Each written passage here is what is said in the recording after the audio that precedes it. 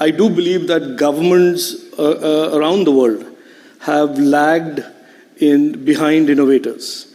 And for a number of years and indeed decades, there was almost a free pass to those who came onto the internet. And as long as you said you were doing something innovative, regulators backed off, and there was almost an argument that you don't get governments involved.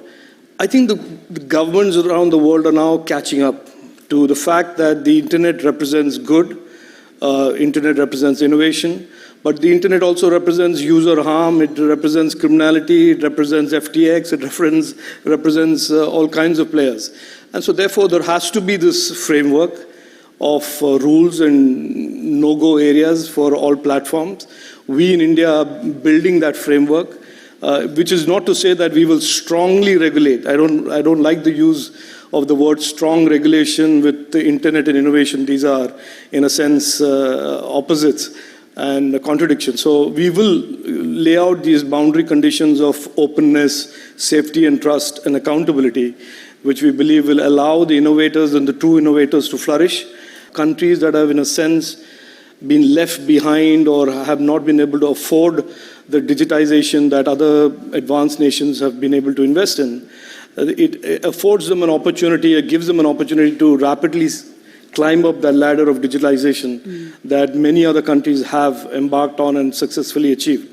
So I think that is what the India Stack represents. It represents, for the first time, in a sense, the ability for small countries, large countries, big countries who have, in a sense, been kept away from the technology digitalization opportunity to rapidly climb up that ladder and deliver to their citizens, deliver to their governments the benefits of technology. And so we are very excited by it, and me and the Excellency here have been talking about how we can take the India Stack, cooperate in making sure that's available to more and more countries around the world. India Stack, at least from our point of view, is that it is really mainstreamed.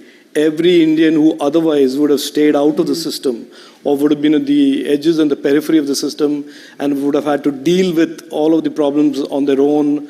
Now they have been mainstream, they feel empowered, they feel connected, and they feel like they are talking to the government of India at moments of trouble and crisis. So I think that is my experience, and after being 3 decades in technology, I mean, I can tell you this, I mean, I've seen chips being launched and technologies being launched, but to see the people who've been otherwise left out of governance being mainstreamed and connected in this kind of a way through the power of technology is extremely satisfying. The broader idea through SEPA and these conversations is that we would create these corridors of innovation and trust for technology and innovation of the coming years between entrepreneurs and startups and enterprises in the UAE and startups and entrepreneurs in India. So I think the broader framework in our mind is that we have what we have. We will continue to expand the opportunity and make it more diverse in terms of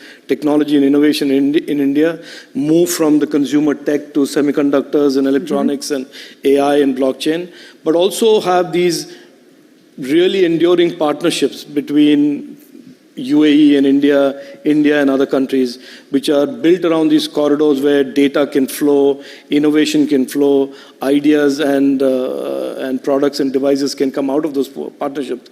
So I think there's tremendous opportunity in the coming years in terms of what we can do together. And SEPA is just an enabling framework, but I think the minds and the bright minds in India and the UAE will really, hopefully, shape the future of technology.